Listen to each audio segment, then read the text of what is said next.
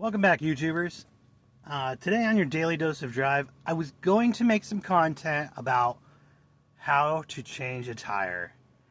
However, if you know the meme of the guy screaming out, same shit, different day, that's what that video was turning into. So I nixed it. It was the last tire I changed was so easy. It practically fell on.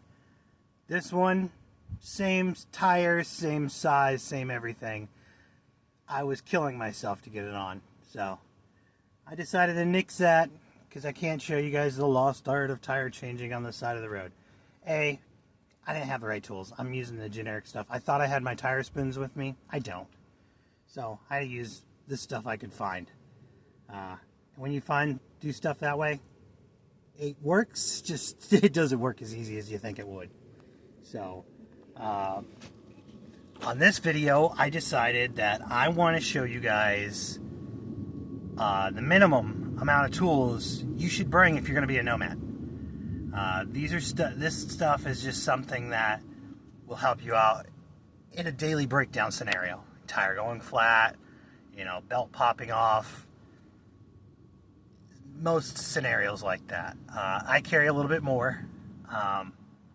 I carry an air compressor that I don't really need, but we'll get to that in a minute. So let me turn around and show you guys what I got here. So what we have is a socket set. If you are going to be out here on the road, get a good socket set with wrenches and sockets. Yes, this is not everything you'll need to take a car apart and repair everything. But this is the majority of the tools that you will need to do basic mechanical repairs. Even if you are not mechanically inclined and you don't know how to do squat, get a tool set for being a nomad. Because A, you'll either have it when the right guy comes along and says, hey, I can fix this and get you on the road. Or B, you can watch a couple YouTube videos and figure it out for yourself and be able to do some of these things. So, socket set, most definitely. I bring a little impact driver here. This is just a cheap rigid impact driver. It's just a 1/4 inch driver that I put an adapter on to bring it up to 1/2 inch. The reason why I bring that is because when you bust a lug nut free, if this thing ain't gonna NASCAR some lug nuts off. But if you take your wrench or your crowbar, your breaker bar, whatever you want to call it, or socket and ratchet, and break the lug nuts free, just 1/4 turn and they're loose, then you can come back with your impact gun, slap your socket on there, zip, zip, zip, zip, zip. Then you're NASCAR. So, and it makes it so much easier, especially if your lug nuts are a little bit rusty or a little bit corrosion and you're trying to get them, fighting to get them off. You're not sitting there 1/4 turning at a time, wasting your breath. This could save you 10-15 minutes on a tire change.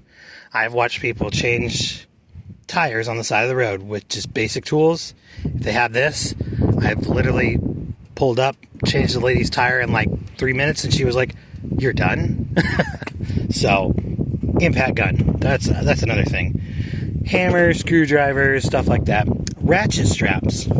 Even though you would say, I don't need a ratchet strap, I don't have anything to strap down.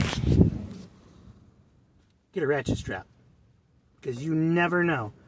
That thing is rated for, I think they're rated for the small 1 inches are rated for like 500 to 1,000 pounds of pulling capacity. So let's say you get stuck in the ditch and somebody comes along and says, I ain't got a rope to pull you out, but you've got 4 or 5 ratchet straps. Hook them all to the same point, get them to the same tension, and that guy that's sitting there going, I didn't have no rope, can still pull you out with a couple ratchet straps. Because you're not, a lot of the times when you're stuck, you don't need 4 or 5 tons pulling you forward. You need 150, 200 pounds pulling you out.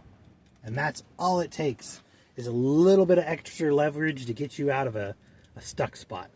Especially if you got a 2-wheel drive vehicle. Because I know some nomads have these new transits, it's 4-wheel drive, and then some people, they got the 2-wheel drive model. So most definitely, get you some ratchet straps. They are lifesavers. So I'm going to go on and show you something I carry But I would suggest getting the smaller unit, because I know they make a smaller version for like, I want to say it's like $200 or $300, worth every penny to buy it. Now mine's bigger and mine's more cumbersome, but an air compressor. It is worth your weight in gold to have an air bubble. So this is some little cheapo 15 or 5-gallon tank air bubble, air compressor. And I will tell you what, that thing saves my butt on at least a weekly basis, because either A, the motorcycle's got a low tire, or B, the trailer gets a low tire, or C, the truck gets a low tire. Something, for some god-awful reason, will always have a low tire. And I kid you not, that thing has saved me hundreds of times. And to mount a tire, if you've got a cigarette lighter compressor, you're not going to get a tire rebeaded. And I have knocked the bead off it. I went through a ditch following somebody on their side-by-sides with my truck, and I knocked the bead off the wheel. And so, just so happened I had my air compressor with me and my generator. I used my generator to run my air compressor, aired my air compressor up, jacked my truck up, wiggled the tire till it was in the right spot, and then a couple poofs of air, and it popped it right back on the bead, aired it up, and was rip-raring ready to go. Followed the guys the rest of the way where they were headed. So having an air compressor is another tool that you don't think you're going to need it. Try to find one. Try to find the smallest version that you are willing to carry, because even if you don't use it, you have it.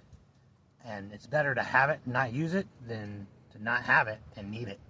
Because there's been several times that I've needed something and not had it and been like, well, next plan, and that plan takes me all day to finish, you know.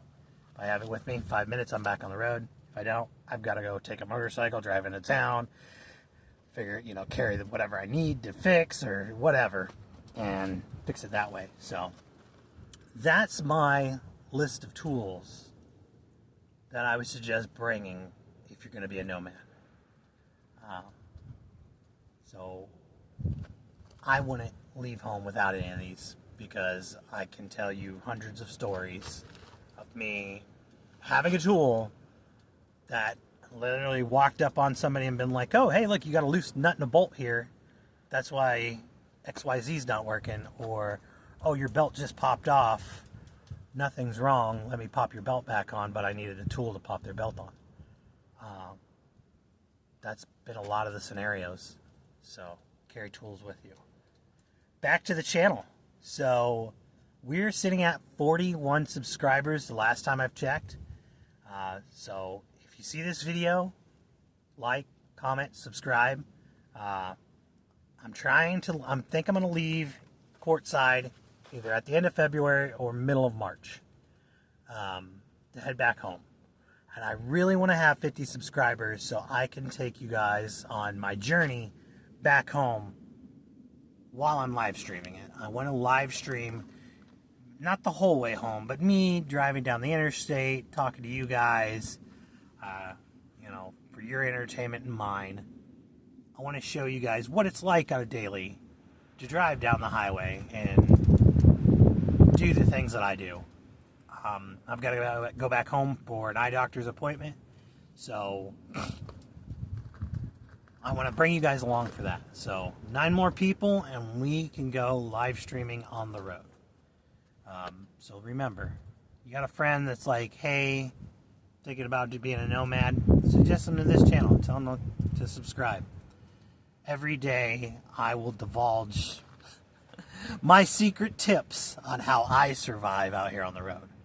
And I've been on the road off and on for several years. When 2000, I got no motorcycle accident and I moved into a van. I didn't decide to stay a nomad in 2000. I just decided to start doing it. That was like 2000, I want to say 2006, maybe 2007. I can't remember the exact date. But I moved into a van. Ever since then, I've been doing this off and on. Go live with family, go find my own place. Lately, it's more of a budget thing. I just figured I'll do this. So, if we can get another 9 subscribers, we can do some live streaming, and I can answer your guys' questions faster, more direct, and you guys can see what it's like to be me for a day. So like, comment, subscribe, and we'll see you in the next one.